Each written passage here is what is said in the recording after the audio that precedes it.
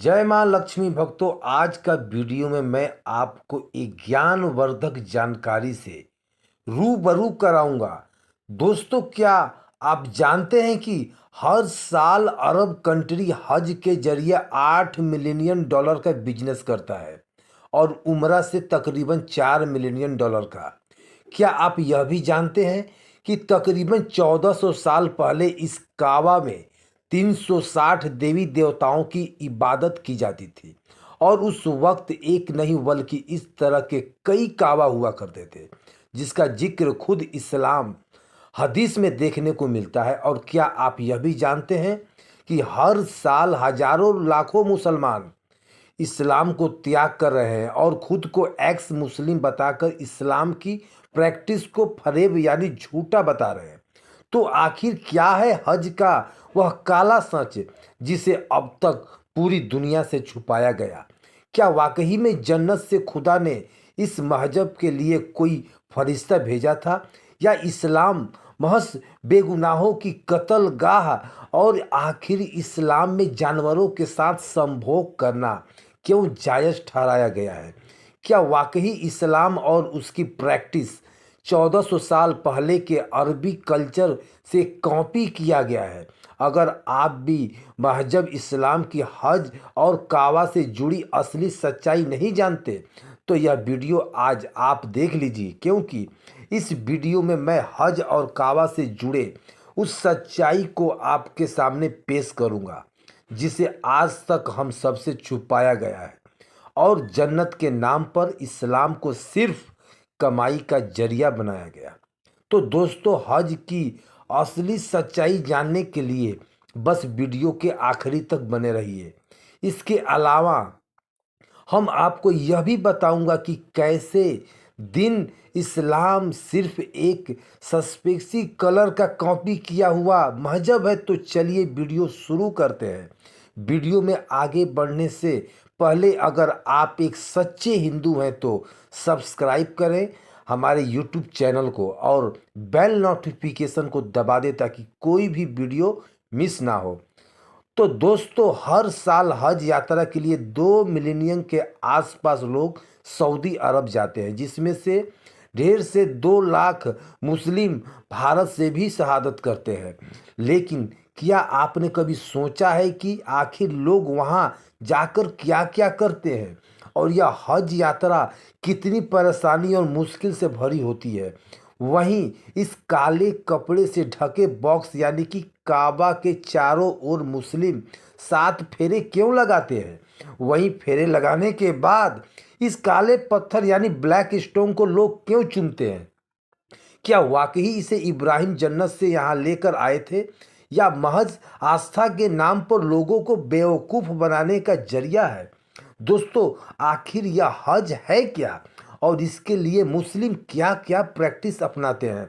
चलिए पहले इसे समझते हैं और इसके बाद की इसकी असली सच्चाई जानेंगे कि आखिर यह प्रैक्टिस कहाँ से कॉपी की गई है। हज यात्रा मुसलमान के लिए बेहद ज़रूरी होती है। यह इस्लाम के 5 फर्ज में से एक होती है।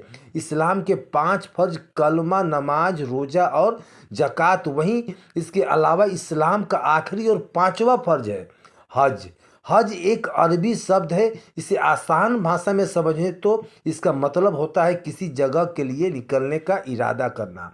तौहीद, नमाज, ज़कात, रोज़ा आदि तो मुस्लिम घर में रहकर भी अदा कर सकते हैं, लेकिन हज करने के लिए उन्हें सऊदी अरब की शहर मक्का जाना पड़ता है, क्योंकि मक्का में ही जो है मौजूद है। इस्लामी मान्यता के मुताबिक हज मुस्लिम का फर्ज है जिसे पूरी जिंदगी में एक बार जरूर करना चाहिए। इस्लाम के पवित्र ग्रंथ कुरान की 3री सूरह अल इमरान की आयत नंबर 96 में सभी मुसलमानों को यह हुक्म दिया गया है कि लोगों की इबादत के लिए जो सबसे पहले घर बनाया गया वह यकीनन खानाए काबा जो है मक्का शहर में है।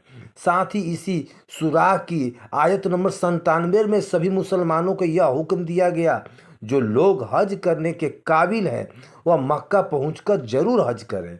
हज करने की सबसे बड़ी वजह यह है कि अल्लाह का यह हुक्म है और इस्लाम के 5 जरूरी स्तंभों में से यह एक है। यह अल्लाह की इबादत का एक जरिया है। हज यात्रा के दौरान दुनिया भर के मुसलमान इकट्ठा होते हैं। मक्का में मुसलमान की यह भीड़ साफ बयां करती है कि जन्नत पाने का जुनून इन लोगों में किस कदर होता है। वहीं आपको बता दें कि मक्का पहुंचने के बाद भी इन मुस्लिमों को कई रिवाज फॉलो करना पड़ता है और इसके बाद ही इन्हें जन्नत मिलने का सर्टिफिकेट मिलता है। हाजियों को मक्का जाने के बाद हज के लिए खास किस्म की पोशाक पहनकर मक्का में प्रवेश करना होता है। यह पोशाक एक खास तरह का सफ़ेद बिना सिला हुआ कपड़ा होता है। इसके बाद काबा की परिक्रमा करना, आफात मैदान में रहना, साफा और मारवा पहाड़ों के बीच दौड़ना, शैतान पर पत्थर फेंकना, पशुओं की कुर्बानी देना और सिर मुंडा जैसी प्रथा शामिल है। इन सब रिवाजों को फॉलो करने के बाद ही एक हाजी की यह यात्रा पूरी होती है।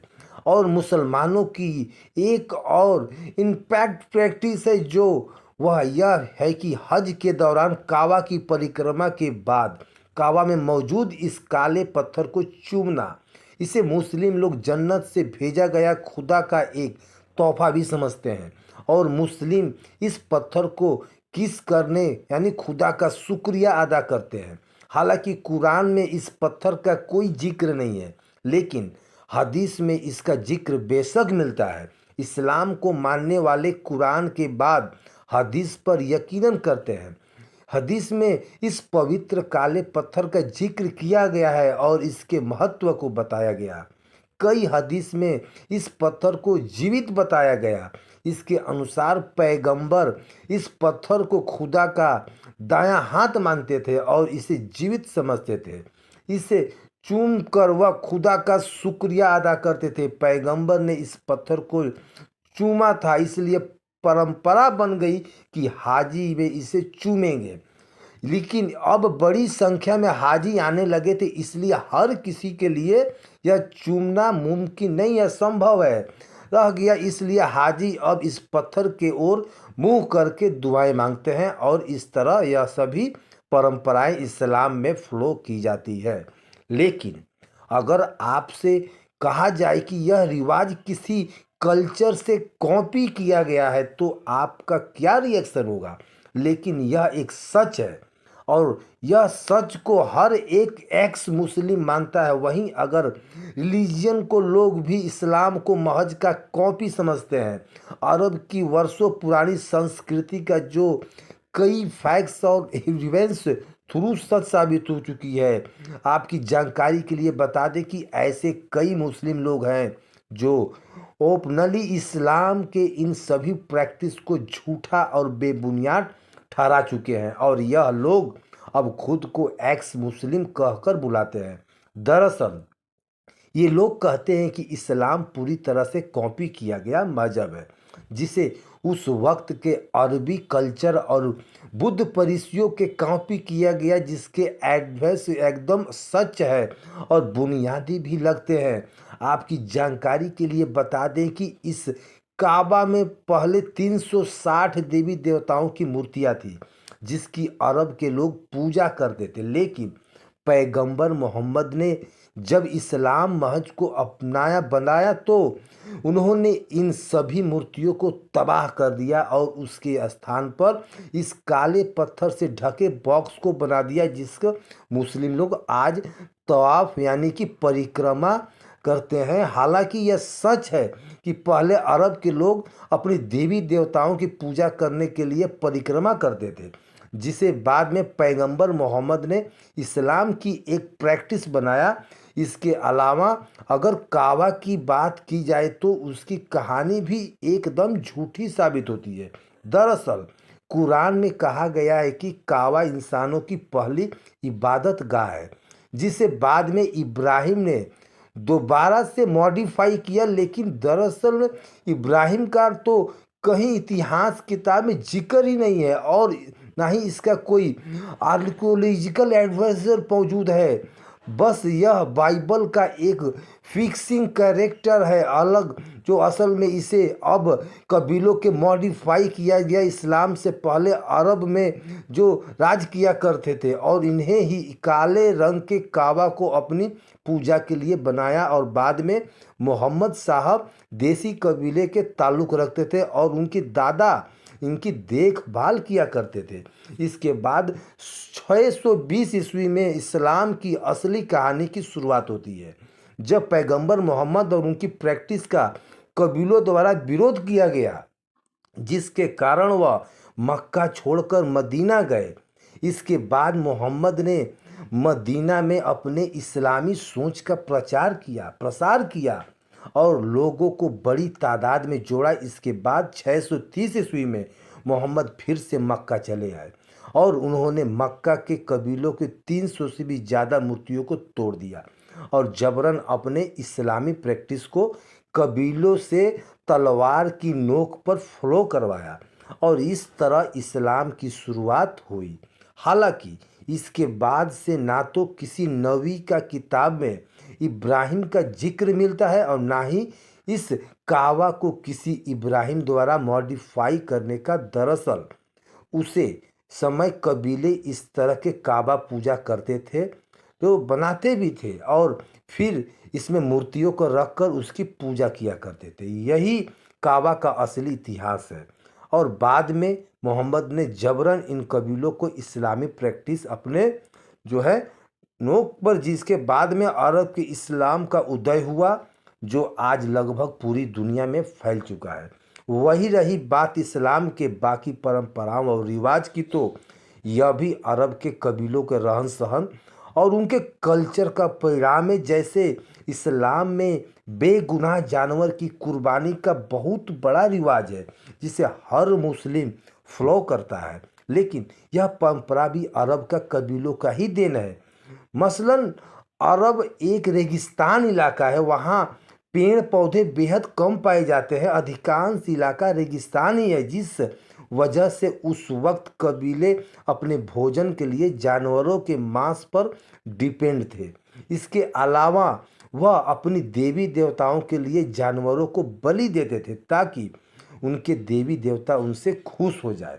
इस तरह की उसकी मान्यता थी। यही मान्यता बाद में मोहम्मद साहब ने कॉपी करके इस्लाम की मान्यता में कन्वर्ट कर दी, जिसे आज इस्लाम में कुर्बानी कहकर जानवरों को मारा जाता है। इसके अलावा जो दूसरी मान्यता है वह है किबला, जो इस्लाम से पहले भी पूरी तरह से एडजस्ट करता है, जिसे यहूदी लोग अपने कल्चर में फॉलो करते थे, लेकिन इसके बाद मोहम्मद साहब ने काबा को ही अपना नया किबला बना लिया और उसकी तरफ मुंह करके सभी मुस्लिम नमाज अदा करने लगे, जो कि पहले यहूदी लोग फॉलो करते थे। इसके अलावा आज मुस्लिम जो तवाफ करते हैं यानी कि काबा की परिक्रमा, वह भी पगन्स के कॉपी किया गया नेचुरल है। दरअसल हदीस में इस बात का जिक्र किया गया है कि पहले पगन्स इस तरह के तवाफ किया करते थे, जिसके बाद मोहम्मद ने इस्लाम में भी इस रिचुअल को ऐड कर दिया। इसके अलावा सही यानी कि सफ़ा और मारवा नाम के दो पहाड़ को चक्कर लगाना भी यह भी पगन से चुराया गया है, जिसका जिक्र भी हदीस में साफ मिलता है। यह एक तरह का जहानियन हुआ करती थी, जिसके बाद में मोहम्मद साहब ने इस्लाम में एक कंडीशन बनाकर अभाव कर दिया। इसके बाद काबा के इस ब्लैक स्टोन, जिसे मुस्लिम लोग जन्नत का पत्थर मानते हैं, उस भगवान के डर से उसकी पूजा करते थे। जी हाँ, आपको बता दें कि हदीस के अनुसार पसंग का कलर जो हाकी, पहले लोग पत्थर को भगवान से डर से पूजा करते थे और सिर्फ उसकी परिक्रमा लगाते थे, लेकिन मोहम्मद साहब ने कॉपी करके इस पत्थर को चूमा और शुरुआत कर दिया। जिसके अलावा जानवरों की बलि के बारे में तो हम आपको पहले ही आपको बता चुके हैं कि किस तरह लोग खुद को जिंदा रखने के लिए जानवरों को मारते थे। इसके अलावा इस्लाम की बाकी सभी प्रैक्टिस भी अब के पुराने कलर में जो है कॉपी की गई है और उन्हें मिलाकर एक इस्लाम नाम का महज तैयार किया गया, जिसे तलवार की नोक पर पूरी दुनिया में फैला दिया गया। इस तरह आज यह मुस्लिम लोग किसी खुदा की इबादत नहीं बल्कि सिर्फ और सिर्फ अरब के 1400 साल से भी पुराने बेबुनियाद कल्चर को फॉलो कर रहे हैं। यही वजह है कि आज साइंस के ज़माने में कई पढ़े लिखे मुस्लिम खुद को एक्स मुस्लिम बता रहे हैं। वैसे दोस्तों, आपका इस्लाम के इस कल्चर के बारे में क्या मानना है, हमें कमेंट करके ज़रूर बताएं। अगर वीडियो पसंद हो तो प्लीज़ वीडियो को लाइक ज़रूर करें और ऐसे इन्फॉर्मेशन को सब्सक्राइब कर लें। इसी के साथ मुलाकात होगी अगले वीडियो में। तब तक के लिए है दोस्तों, नमस्कार।